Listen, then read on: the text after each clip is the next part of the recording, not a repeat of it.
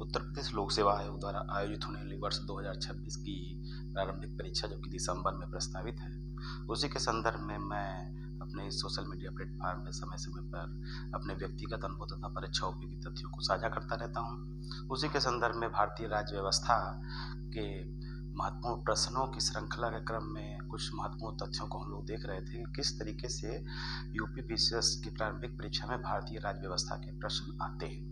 तो ये महत्वपूर्ण तथ्य है कि भारतीय राज्य व्यवस्था के लगभग 15 से 20 प्रश्न प्रत्यक्ष या अप्रत्यक्ष रूप से भारतीय राज्य व्यवस्था के प्रारंभिक परीक्षा में आपको मिल जाएंगे। इसमें से 25 प्रश्न में से लगभग 10 से 12 प्रश्न या 15 प्रश्न तक फैक्चुअल होते हैं, तथ्यात्मक होते हैं, जो कि सीधे सीधे आर्टिकल और भाग से तथा डेट से जुड़े होते हैं या महत्वपूर्ण स्थल से जुड़े हुए होते हैं। और उसके बाद जो प्रश्न होते हैं वो 1, 2, 3 या रीजन इंसर्शन वाले प्रश्न हो सकते हैं। और इन 15 प्रश्नों में से जो तथ्यात्मक होते हैं, इसमें कम से कम मेरा अपना अनुमान है कि 60-70% या 15 में से 12 प्रश्न के लगभग पुराने प्रश्न होते हैं जो कि रिपीट करते हैं। तो इसलिए पुराने प्रश्नों का महत्व सदैव बना रहा है। प्रारंभिक परीक्षा में उत्तर प्रदेश लोक सेवा आयोग के जो पुराने प्रश्न हैं, वर्ष 2018 से पहले मुख्य परीक्षा में भी प्रारंभिक प्रश्न जैसे आते थे, ऑब्जेक्टिव आते थे, तो उसके प्रश्न तथा अन्य परीक्षाएं जो लोक सेवा आयोग कराता है उसमें आए हुए प्रश्नों की पुनरावृत्ति सदैव होती रही है। तो प्रारंभिक परीक्षा में जब हम अभी प्रस्तावना पर चर्चा की कि वहां से किस तरीके से तथ्यात्मक प्रश्न आ सकते हैं, भाग 1 को हमने देखा कि संघ और राज्य से जुड़े हुए प्रश्न उसमें आते रहे हैं। भाग 2 में नागरिकता है, 5 से 11 तक संविधान के अनुच्छेद 5 से 11 तक नागरिकता का प्रावधान किया गया है कि संविधान बनते समय किस तरीके की नागरिकता थी और जो माइग्रेटेड लोग हो गए पाकिस्तान तो वहाँ की क्या नागरिकता थी। और 10 और 11 में जो constitution of right of citizenship, जो नागरिकता के अधिकार बने रहे इसके बारे में, तथा संसद द्वारा नागरिकता के संदर्भ में जो विधि और विनियमन किया जाना है वो भारतीय संविधान के अनुच्छेद 11 में है। इसीलिए भारतीय संविधान का एक महत्वपूर्ण अनुच्छेद 11 ये निर्धारित करता है कि संसद समय समय पर नागरिकता के बारे में नियम कानून बना सकती है। अभी जो हमारा एनआरसी और जो यूसीसी लागू हो रहा है उसमें भी इस अनुच्छेद की महत्ता बढ़ेगी आने वाले समय में। तो इस तरीके से समसामयिक घटनाओं को, जो घटना घटित हो रही है उसको ध्यान में रखते हुए भारतीय राज्य व्यवस्था या और अन्य जो विषय हैं उसके तथ्यों को देखना होगा, जिससे कि वो जुड़ करके आपको अच्छे तथ्यात्मक और मूलभूत अवधारणात्मक समझ विकसित कर सके।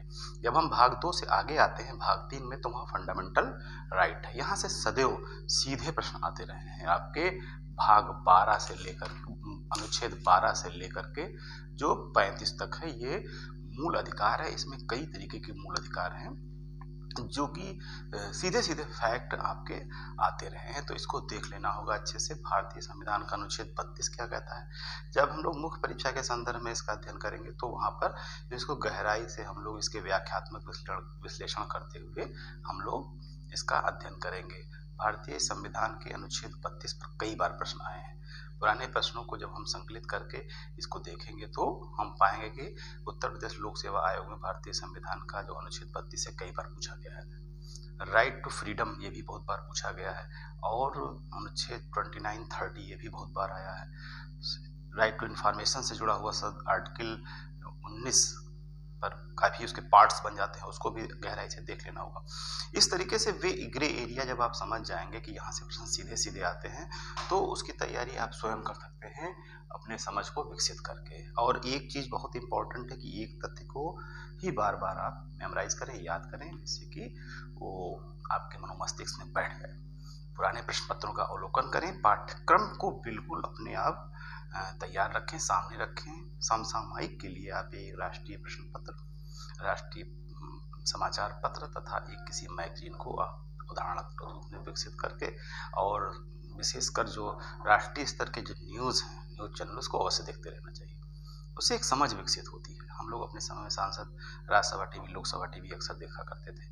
तो इस तरीके से जो है आप भारतीय राज्य व्यवस्था पे हम लोग चर्चा कर रहे हैं। कुछ महत्वपूर्ण प्रश्न ऐसे हैं जो कि आपके बिल्कुल कठिन होते हैं, बिल्कुल नए होते हैं, उस पर नेगेटिव मार्किंग अंकन के इस वर्तमान दौर में ज़्यादा रिस्क लेने की ज़रूरत नहीं होती है, क्योंकि वो कभी कभी गलत भी हो जाते हैं। और एक बार ये प्रश्न को किसी भी परीक्षा हाल में 2 घंटे का जो समय है वो एक बैटलफील्ड जैसा होता है। उसमें प्रत्येक प्रश्न को आपको बहुत ध्यान से पढ़ना पड़ता है। अगर कभी अधिकांश प्रश्न जो आपके हैं उसमें निम्नलिखित में से कौन सा सही नहीं है, नहीं पर ध्यान न जाने के कारण सही वाला टिक हो जाता है। तो इस तरीके से ये आज हम संक्षेप में कुछ बात आपको बताया कि मूल अधिकार तक प्रश्न किस तरीके से आते हैं। आप भारतीय संविधान के प्रस्तावना भाग 1 तथा भाग 2 और 3 तक हम लोगों ने देखा कि एक जो मूलभूत प्रश्न यहाँ से आते हैं, साथ ही साथ कॉन्स्टिट्यूशनल डेवलपमेंट पर भी फैक्ट्स आते हैं, डेट आते हैं। भारतीय संविधान का विकास किस तरीके से हुआ, ईस्ट इंडिया कंपनी के आने के उपरांत भारत में जिस अंग्रेजों की जो पैठ बन गई, उन्होंने एक राजनीतिक सत्ता के रूप में अपना कार्य करना आरंभ किया। तो किस तरीके से 1947 के उपरांत देश जब आज़ाद हुआ, संविधान का निर्माण हुआ, तो वे फैक्ट किस तरीके से आपके संविधान निर्माण में शामिल हुए, इस पर हम लोग देखेंगे आने वाले समय में। तथ्यात्मक जानकारी लेकर के फिर डिस्कस करेंगे और पुनः मैं अपने व्यक्तिगत अनुभव के साथ पुनः अपने दूसरे उसमें शामिल होता हूँ, उपस्थित होता हूँ। नमस्कार।